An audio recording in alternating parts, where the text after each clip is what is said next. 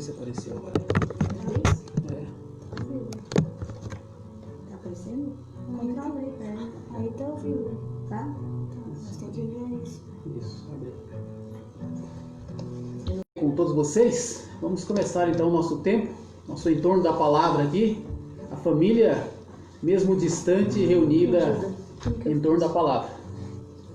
Ok? Vamos começar com uma música que nos dá um pouco desse propósito de estarmos reunidos mesmo à distância, tá? Que é a gente vai cantar a música Jesus, Tua Presença, nos reunimos aqui. Ok? Isso. Tá aqui. Ok? Vamos lá, Laurinha, toca pra gente aqui, vamos cantar juntos. Jesus, Tua Presença, reunimos aqui.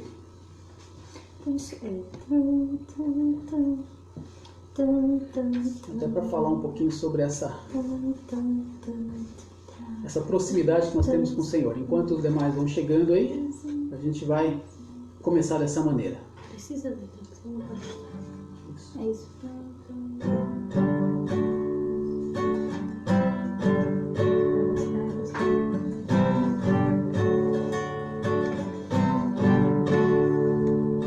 Jesus, em tua presença, reunimos-nos aqui, contemplamos tua face e rendemos-nos a ti, pois um dia a tua morte trouxe vida a todos nós e nos deu completo acesso ao coração do Pai. O véu que separava já não separa mais. A luz que outrora apagada agora brilha e cada dia brilha mais. Só pra te adorar e fazer teu nome grande e te dar o louvor que é devido. Estamos nós aqui. O véu que separava já não separa mais. A luz que outrora apagada agora brilha e cada dia brilha mais. Só pra te adorar e fazer teu nome grande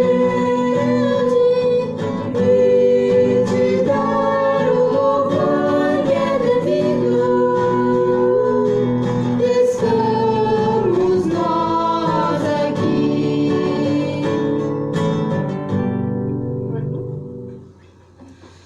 Muito bem, estamos reunidos, mesmo à distância, na presença do nosso Deus. Vamos então orar e entregar esse momento diante do Senhor, para que Ele nos conduza na nossa reflexão na palavra de Deus. Tá bom?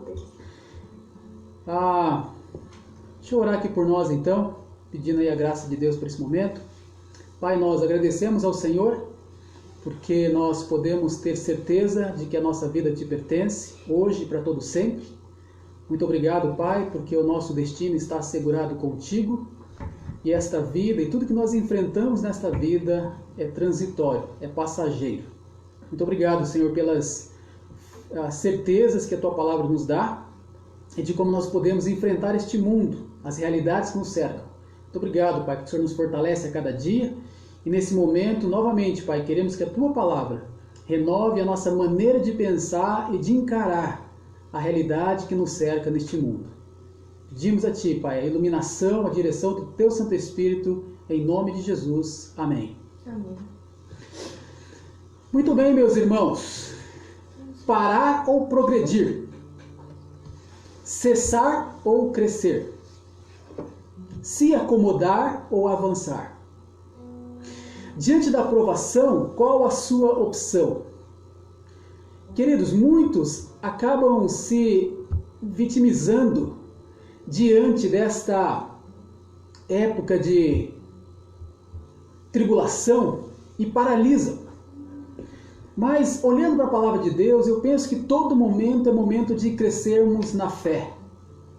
E não é diferente ao observarmos aquilo que a palavra de Deus nos apresenta na carta do apóstolo Pedro, carta essa que nós estamos lendo, em que nos apresenta a salvação de uma maneira inestimável. Aquilo que Deus fez por nós deve nos fazer avançar, crescer cada vez mais. Essa salvação que ele apresenta no capítulo 1 nos impõe um novo estilo de vida. Percebemos que, porque nós somos salvos, nós temos que ter um estilo de vida e viver em santidade, viver em temor a Deus e viver em amor pelos irmãos. Isso tudo nós observamos no capítulo 1 da primeira carta de Pedro. E aí então nós chegamos no capítulo 2 e nós percebemos que ele continua nos incentivando ao crescimento, ao desenvolvimento, que a nossa salvação ela deve mexer com a nossa conduta e nos dar condições para a gente cumprir uma missão que nós temos diante do Senhor. Eu gostaria de ler com vocês então, capítulo 2, do versículo 1 até o versículo 10. Se você puder, acompanhe na sua Bíblia a leitura da palavra de Deus, que diz assim: despojando-vos, portanto, de toda maldade e dolo, de hipocrisias e invejas e de toda sorte de maledicências, desejai ardentemente, como crianças recém-nascidas, o genuíno leite espiritual, para que por ele vos seja dado crescimento para a salvação, se é que já tendes a experiência de que o Senhor é bondoso. Chegando-vos para ele, a pedra que vive, rejeitada sim pelos homens, mas para com Deus eleita e preciosa, também vós mesmos, como pedras que vivem, sois edificados casa espiritual para ser de sacerdócio santo, a fim de oferecer de sacrifícios espirituais agradáveis a Deus, por intermédio de Jesus Cristo. Por isso está na Escritura: eis que põe em Sião uma pedra angular, eleita e preciosa, e quem nela crer não será de modo nenhum envergonhado. Para vós outros, portanto, os que credes, é a preciosidade, mas para os descrentes, a pedra que os construtores rejeitaram, essa veio a ser a principal pedra angular, e pedra de tropeço e rocha de ofensa. São estes os que tropeçam na palavra, sendo desobedientes, para o que também foram postos. Vós, porém, sois raça eleita, sacerdócio real, nação santa, povo de propriedade exclusiva de Deus, a fim de proclamardes as virtudes daquele que vos chamou das trevas para a sua maravilhosa luz. Vós, sim, que antes não erais povo, mas agora sois povo de Deus, que não tinhais alcançado misericórdia, mas agora alcançastes misericórdia. Meus irmãos, ao observar então esse trecho da palavra de Deus na carta de Pedro, nós percebemos então que a vida cristã ela é marcada pelo desenvolvimento, pelo progresso, porque nós percebemos aqui o apóstolo Pedro incentivando esses irmãos ao crescimento, ao desenvolvimento. E para crescer, a partir então da leitura desse texto, eu quero propor para nós que nós vamos crescer desde que nós observemos 3 práticas na nossa vida cristã. A primeira prática está no versículo 1, quando ele fala que nós devemos despojar do mal. Despojando-vos, aí ele vai dizer daquilo que nós devemos nos livrar. Cristo nos salvou de uma vida e de práticas que hoje nós devemos abandoná-las. Só que quando nós estamos num ambiente de provação, como os irmãos naquela época estavam, quando nós estamos debaixo de uma pressão, as atitudes, as reações pecaminosas, elas tendem a voltar, elas tendem a aparecer novamente no meio cristão. Portanto, nós devemos nos livrar dessas coisas que embaraçam a vida cristã. Poderíamos dizer que é como uma roupa suja, uma roupa que foi contaminada pelo mundo. Nós devemos então tirar essa roupa, esses trajes contaminados pelo mundo. E quais são essas coisas das quais nós devemos nos livrar segundo a palavra de Deus? ele fala que nós devemos nos livrar de toda a maldade. Essa palavra significa malícia, malignidade. Aquele desejo, sabe quando você está numa situação complicada e tem aquele desejo de ofender, de insultar, de causar dano, de fazer mal para o próximo? É isso. Aí eu sei que muitos vão falar assim, mas isso não acontece comigo. Acontece sim, meu irmão, minha irmã. Sempre quando alguém vem e pisa nosso calo, a nossa vontade é de revidar. Isso, infelizmente, nós temos que despojar disso. Outra coisa, ele fala também do dolo. O dolo é aquele engano intencional, é aquela fraude que você faz sabendo que está errado. É quando apresenta uma coisa que parece normal, mas o mal está encoberto. Então esse é o dolo. Outra coisa também que ele diz que devemos nos despojar é da hipocrisia. Meus irmãos, essa palavra ela está ligada à prática do ator lá no passado. Aquela pessoa que representa uma vida que não retrata a sua verdadeira realidade. E nós não devemos ser atores, de colocar uma máscara e muitas vezes mostrarmos uma falsa vida, uma vida que não realmente é verdadeira. Isso é do mal, temos que despojar desse tipo de vida. Outra coisa que ele fala aqui também, de inveja. E esse pecado é muito difícil de ser diagnosticado e tratado, porque ninguém admite a sua inveja. Mas a inveja é aquela vontade de ocupar o lugar do outro, de ter aquilo que é do outro. É muitas vezes aquilo que tira de você a alegria e o contentamento pelas coisas que Deus te deu, porque você olha o que o outro tem e muitas vezes sente falta dessas coisas. E por fim, queridos, a outra sujeira da qual nós devemos nos livrar é de toda a maledicência. Ou seja, toda essa gama de falar mal dos outros. E numa época em que nós estamos pressionados, a tendência é falar mal. E nós temos que nos livrar desse desejo, dessa vontade de falar mal. Até fiquei pensando nisso, meus irmãos, se o crente ele fala mais de si, mais dos seus pecados para Deus, ele fala menos do pecado do irmão para outras pessoas. Pensa nisso e começa a praticar um pouco mais essa realidade. Então perceba que o apóstolo Pedro ele começa esse capítulo de desenvolvimento ao falar que estas coisas não devem fazer parte da vida do salvo. Isso atrapalha o seu crescimento. Se livre dessas coisas imediatamente. Despoje, tire da sua vida estas coisas. Então essa é a primeira atitude. Se a gente quer crescer, se livre daquilo que atrapalha o crescimento. Toda essa lista que ele fez aqui, isso atrapalha. A segunda prática que nos leva ao crescimento, à luz desse texto, é que nós, para crescermos, temos que desejar a palavra de Deus. Queridos, temos a necessidade fundamental de nos alimentarmos da palavra de Deus. A palavra de Deus, como nós observamos no final do capítulo 1, ela é vida. Ela traz vida, porque ela regenera, ela sustenta. E aqui ela fala que ela dá o crescimento. E a atitude que nós devemos ter diante da palavra de Deus é ansiar por essa palavra, é desejar essa palavra como criança recém-nascida faminta. E aqui deixa eu contar um pouco da nossa experiência de pais, né?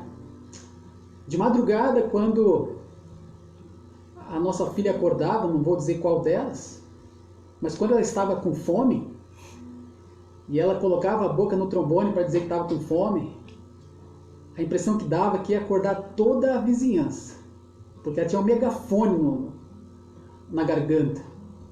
E ela gritava de fome e tal. Aí mamava e sossegava e aí ficava tudo em paz. Percebe? É essa atitude que o apóstolo Pedro fala que nós devemos ter com relação à palavra.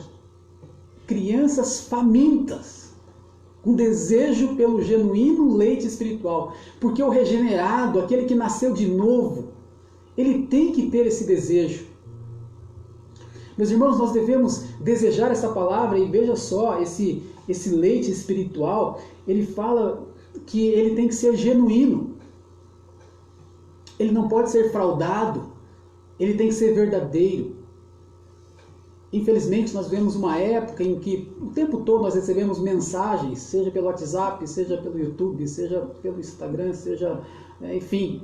Cuidado, gente, com mensagens que tentam misturar erro com a verdade absoluta da palavra de Deus.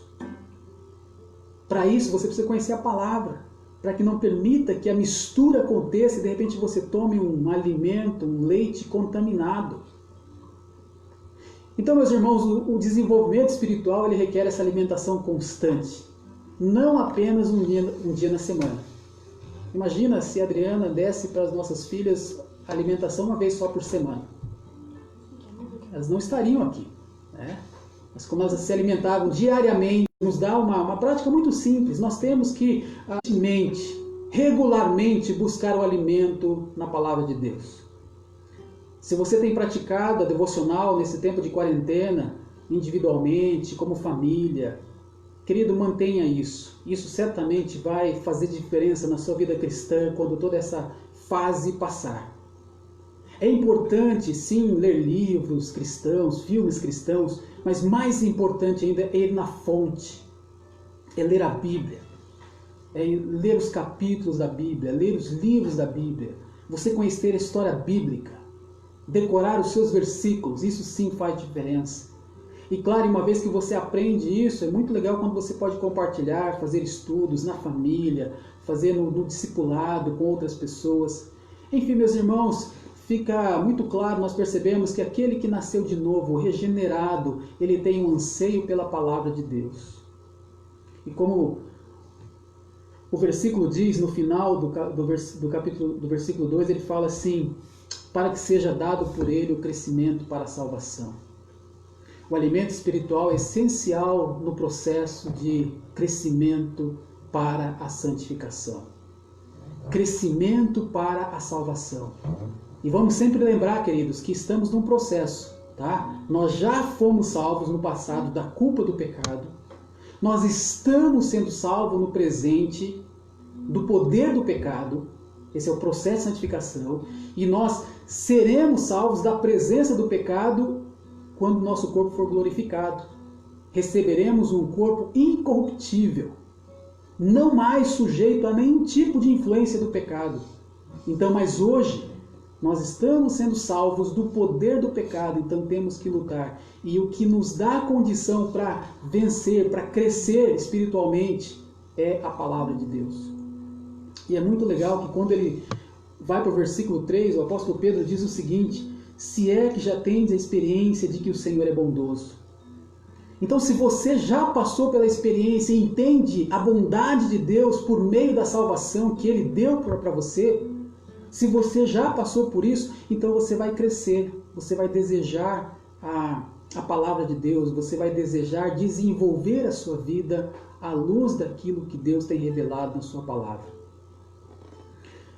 Quando nós desejamos, meus irmãos, o genuíno leite espiritual, isso reflete que a nossa vida, de fato, ela começou em Deus um dia, ela foi regenerada.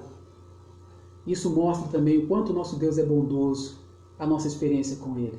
Então, o desafio é, vamos crescer na palavra de Deus. A gente tem tido mais tempo do que anteriormente por conta desses dias. Então, vamos aproveitar parte desse tempo para crescermos na palavra de Deus. Então é isso, meus irmãos. Se nós queremos desenvolver a nossa vida, duas coisas são importantes. Primeiro, despojar do mal, tirar aquilo que é ruim. Em segundo lugar, desejar a palavra. O desejo, então, de alimentar essa palavra de Deus. E a terceira prática que nós devemos ter para crescer, e como ele fala a partir do versículo 4, é aproximar-se de Cristo. E aqui eu gostaria de dar rapidamente uma visão do que significa essa ideia de aproximar-se de Cristo, porque na realidade, quanto mais nós chegamos perto do Senhor, nós vamos compreender quem Ele é, o que Ele fez e o que Ele espera de nós. Então é muito importante no nosso relacionamento com Deus, a gente chegar perto dele. Nós já somos salvos, ok? Em Cristo Jesus, isso foi colocado no capítulo 1. A salvação depende então de Deus, da obra que Ele faz em nós. Agora, uma vez que nós somos salvos, Ele nos desafia a chegarmos mais para Ele, nos aproximarmos mais dele. Porque nessa proximidade, nesse relacionamento, vamos descobrir então quem o Senhor é, o que Ele fez por nós e o que Ele espera de nós. E aí a gente nota que estas coisas são expostas então a partir do versículo 4. Quando ele fala, por exemplo, acerca de Cristo, ele nos revela a pessoa do Senhor Jesus Cristo, fazendo dele uma metáfora, a metáfora de que Jesus Cristo é a pedra. Como ele fala no versículo 4, é a pedra que vive. Depois ele fala que essa pedra é eleita e preciosa. No versículo 6 ele fala que esta pedra ela é angular. Mas no versículo 7 ele fala que esta pedra ela foi rejeitada. No versículo 8 fala que ela é uma pedra de tropeço, que ela é uma pedra de ofensa. Então fica claro, meus irmãos, que os homens a rejeitaram. O povo de Israel, e como a gente vai observar no contexto, rejeitou esta pedra. Mas nós, os que cremos, fomos salvos porque cremos na pessoa do Senhor Jesus Cristo. E é Jesus quem fundamenta a nossa vida e a nossa fé. Então, meus queridos, a vida do crente, a igreja de Cristo, como a gente observa nesse texto, ela está fundamentada na pedra que vive, esta pedra eleita e preciosa que é o Senhor Jesus Cristo. Então eu começaria fazendo uma pergunta para você, sobre quem está fundamentada, baseada a sua salvação. Se for em você mesmo, no seu esforço, na sua capacidade, eu diria para você que você está perdido. Se for numa igreja, se for numa religião, se for numa pessoa, eu diria que você também está perdido. Porque a palavra de Deus fala que não há salvação em nenhum outro, pois debaixo do céu não há nenhum outro nome dado aos homens pelo qual devamos ser salvos. Então é só Jesus. É só nele que a nossa vida e a nossa fé devem estar fundamentadas. Então, uma vez que o crente entende isso, ele se apropria desta fé, ele crê nisso, ele vive dessa maneira, ele então tem alguns privilégios. E quando a gente chega perto do Senhor, quando a gente começa a andar mais junto do nosso Deus, a gente começa a perceber que privilégios são esses. O primeiro privilégio que a gente observa aqui, quando ele faz uma metáfora também ao falar do templo do Antigo Testamento e diz que o crente tem o privilégio de ser a habitação espiritual de Deus. Ele fala então no versículo 4, essa pedra foi rejeitada, e aí no versículo 5 ele fala: vós mesmos, como pedras que vivem, sois edificados casa espiritual para ser de sacerdócio santo, a fim de oferecer sacrifícios espirituais agradáveis a Deus por intermédio de Jesus Cristo. Meus irmãos, o templo no Antigo Testamento representava o local da presença de Deus. Agora, como a gente observa nesse texto, os crentes são a casa espiritual de Deus. Os crentes são o local da presença de Deus, o local onde a glória de Deus se manifesta. É registrado na palavra de Deus que Deus não habita em templos feitos por mãos humanas. Percebemos que em muitas religiões os templos têm importância central, porque aquele ambiente sagrado, na igreja, isso é modificado. Porque sagrado não é um lugar, mas são pessoas salvas por Deus. E estas pessoas fazem a casa de Deus. Deus construiu para si uma casa espiritual, usando, como diz o texto bíblico, pedras vivas. E pensa nisso, meu irmão e minha irmã, você faz parte desta obra.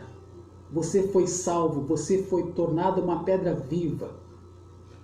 Então veja só, os crentes agora formam um novo templo edificado em Cristo, que é a base. Nesse novo templo nós temos um novo sacerdócio. E esse sacerdócio oferece então sacrifício de adoração espiritual e aceitável a Deus. Agora nós somos a casa e nós também somos o sacerdócio. Então todos nós podemos oferecer a Deus um sacrifício espiritual agradável a Ele por meio de Jesus Cristo. Isso nos traz algumas aplicações, algumas implicações diretas para a nossa vida. Meu irmão, minha irmã, ninguém mais precisa representar você diante do Senhor. Agora você é um sacerdote. Você pode, o sacerdote antigamente ele fazia essa mediação entre o povo e Deus. Não precisa mais disso. Cristo nos abriu o caminho de livre acesso à sua presença. Outra coisa, meus irmãos, se todo crente então é um sacerdote, todo crente pode oferecer um sacrifício agradável a Deus. Então a gente não precisa mais de um clero, a gente não precisa mais de alguém que tenha oração forte, alguém que fale, se fulano de tal pode orar, é ele que vai resolver as coisas. Queridos, não. Cada pessoa aqui tem uma liberdade de entrar na presença de Deus e oferecer a Ele um sacrifício agradável ao Senhor. É muito importante a gente pensar nisso, meus irmãos. Como o andar perto de Deus, entender aquilo que Deus fez por nós, abre a nossa mente acerca de quem nós somos na presença dEle. Nem todos, infelizmente, desfrutam esse privilégio de ser a habitação de Deus. Não é verdade? Como o texto mesmo fala. E aí ele vai citar algumas situações, mostrando o seguinte, que essa pedra ela resulta em edificação. É nesta pedra, Jesus, que é edificada essa casa espiritual, que nós somos essa casa espiritual. Então isso é para aqueles que creem. Por outro lado, é uma pedra de tropeço, é uma pedra de ofensa para aqueles que não creem. E veja só as observações que Pedro coloca aqui no versículo 6, por exemplo. Ele fala que isso está na Escritura. Eis que põe em Sião uma pedra angular, eleita e preciosa, e quem nela crer não será de modo nenhum envergonhado. Aqui, meus irmãos, ele está citando Isaías 28,16. Israel não confiou na pedra angular, eleita e preciosa. Em sua soberba, eles preferiram confiar na aliança que fizeram com a Síria. Foram envergonhados. O contraste é aqueles que confiam em Cristo, que estão diante do Senhor, nunca serão envergonhados. Aí ele faz uma outra citação no versículo 7, quando ele fala para vós outros, portanto, os que credes é a preciosidade, mas para os descrentes, a pedra que os construtores rejeitaram, essa veio ser a principal pedra angular. Aqui ele faz uma outra citação, usando agora o Salmo 118, versículo 22. Nesse salmo de peregrinação, Deus é louvado pelo seu livramento. E a confiança em Deus, então, ela é contrastada com a rejeição da pedra principal, rejeição essa feita pelos construtores incrédulos. Percebe como isso reflete a vida de todos aqueles que pensam que podem edificar uma vida sólida à parte do Senhor. Não podem. E aí vem o versículo 8, quando ele fala que é uma pedra de tropeço e rocha de ofensa. São estes os que tropeçam na palavra, sendo desobedientes para o que também foram postos. Aí ele faz uma outra citação de Isaías, capítulo 8, 14 e 15, quando ele retrata a invasão dos assírios. Quando ele está falando acerca da invasão dos assírios. O povo deveria temer ao Senhor e não temer o inimigo. Deus seria uma pedra grande que serviria de base para um santuário. Mas esta pedra se tornou, na realidade, uma ruína, porque ela caiu sobre eles. Então, meus queridos, a história mostra, e Pedro usa isso para nos descrever de maneira clara, quão trágica é a decisão de não fundamentar a vida em Jesus, que é a pedra principal. Então, quando a gente anda mais perto de Jesus, a gente começa a entender que posição nós temos. É um privilégio nós andarmos perto do Senhor, porque nós somos hoje em dia a casa espiritual para a habitação de Deus no Espírito. Então, para crescer, vamos chegar mais perto do Senhor e a gente vai observar outras coisas também. Por exemplo, quando ele fala no versículo 9, muito conhecido, vós, porém, sois raça eleita, sacerdócio real, nação santa, povo de propriedade exclusiva de Deus, a fim de proclamardes as virtudes daquele que vos chamou das trevas para a sua maravilhosa luz. Vós sim, que antes não eras povos, mas agora sois povo de Deus, que não tinhas alcançado a misericórdia, mas agora alcançastes misericórdia. Meus irmãos, a salvação, fica claro por esses dois versículos, que a salvação nos concede uma nova posição. quem nós somos agora, nossa nova identidade em Cristo Jesus. Essa nova posição também nos concede uma divina missão, porque agora nós temos uma responsabilidade diante do Senhor que nos salvou. E veja só como isso é muito importante quando nós também novamente lembramos o contexto para o qual Pedro escreveu a sua carta. Os leitores de Pedro eram rejeitados, perseguidos, eram sofredores, considerados muitas vezes escórias na visão do mundo. Eles não eram cidadãos romanos. Boa parte deles eram escravos. Em suma, meus irmãos, aqueles homens, aquelas mulheres eram desprezados pelo mundo. Mas eles creram em Deus. E qual a visão que Deus tem destas pessoas que nele creram? Ele fala, estas pessoas, eles fazem parte, eles são a raça eleita de Deus. É o povo de Deus. Dentre as muitas nações, Deus estabeleceu a sua raça eleita, não só judeus. Outra coisa, o sacerdócio real. Agora tem esse privilégio de ministrar na presença de Deus, de oferecer a Deus sacrifícios agradáveis. E quando ele fala que é um sacerdócio real, ele está apontando para o futuro, que um dia irão reinar com Cristo. É também uma nação santa. São separados do mundo, distinto de todos. Possui o caráter de Deus. São propriedade exclusiva de Deus. Deus tem um zelo por esse povo. Eles pertencem ao Senhor porque foram criados por Deus, mas eles pertencem ao Senhor porque foram comprados pelo Senhor. Foram salvos por Deus. Esse povo é de Deus. Então, meu irmão, minha irmã, o que Pedro queria colocar no coração daquelas pessoas, que entre também no seu coração, não se intimide com a visão que o mundo tem do crente. Vá pela visão que Deus tem de você. Você é tudo isso e muito mais. E aí, meus irmãos, ele fala que este povo, esta nação, esse sacerdócio, essa raça tem uma responsabilidade. Proclamar as virtudes daquele que nos chamou das trevas para a sua maravilhosa luz. Temos que anunciar entre as nações a sua glória e entre todos os povos as suas maravilhas. Os crentes devem perceber esse papel que eles têm diante do mundo, que são agora essa comunidade espiritual escolhida por Deus para testemunhar os seus atributos. Uma comunidade que tem a responsabilidade de proclamar as virtudes de Deus ao mundo, contar como foi a salvação, como ela aconteceu na sua vida, como é que Deus tirou você das trevas e levou para a luz. Meus irmãos, a motivação para você pregar essa mensagem, para você contar para as pessoas, mesmo diante de tempos de provação, de tribulação, de adversidade, é dizer para as pessoas que Deus transformou a sua vida. Antigamente você não era povo de Deus, mas agora você é povo de Deus. Antigamente você não tinha misericórdia, mas agora você alcançou a misericórdia. A sua vida mudou completamente, então conte isso para as pessoas.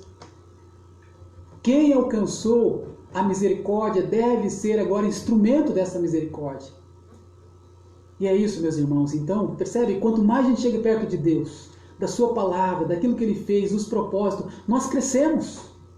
Desenvolvemos a nossa fé e a nossa vida com Deus. Aí eu volto às perguntas do início desta mensagem. O que você vai fazer agora? Você vai parar ou você vai avançar? Você vai cessar ou você vai crescer? Você vai paralisar ou você vai progredir? O crente não deve ser um passivo sofredor nas tribulações da vida. Ó dia, ó vida, ó azar. E ficar parado com relação a isso. Não, não.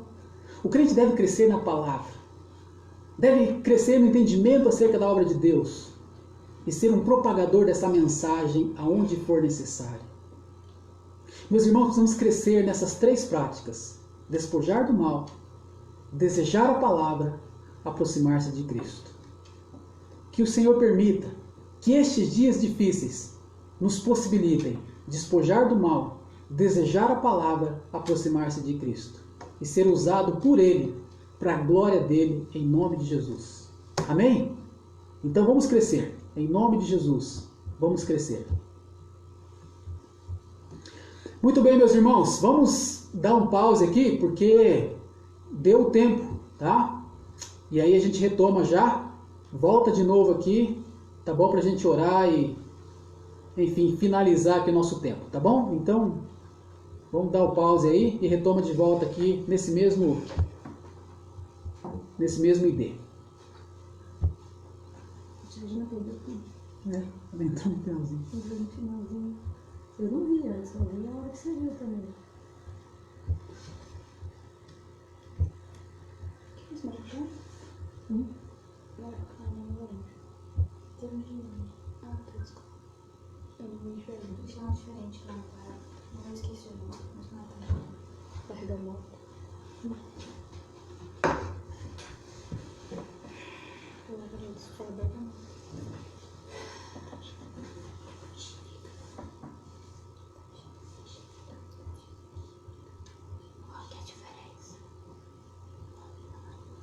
Isso, vamos. Isso, ok.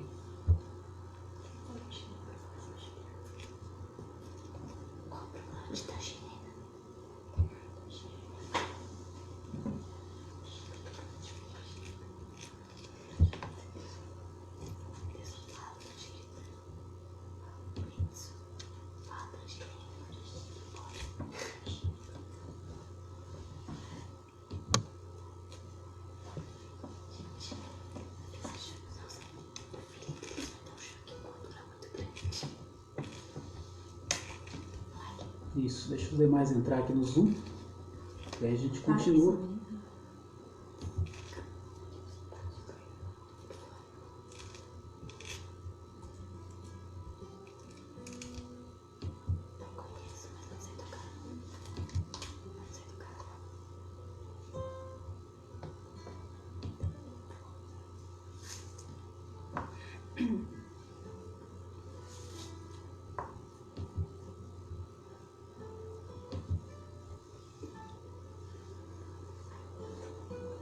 Muito bem, estão quase todos aqui. Vamos ver se a gente não vai perder nenhum pecador no meio do caminho.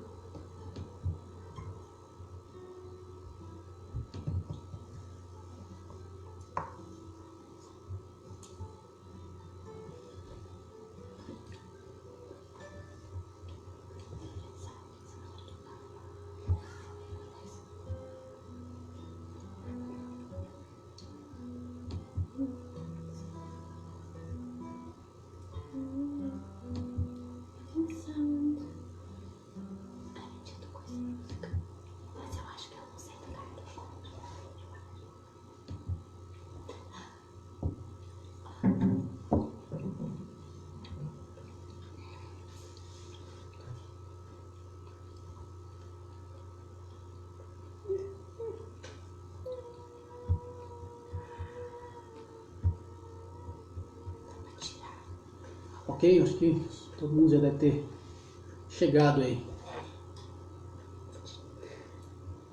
Muito bom. Muito bem, irmãos, vamos orar, vamos pedir que Deus nos ajude então a praticar esta palavra que nós temos aí recebido do Senhor. Ok? Acho que todos agora estão já.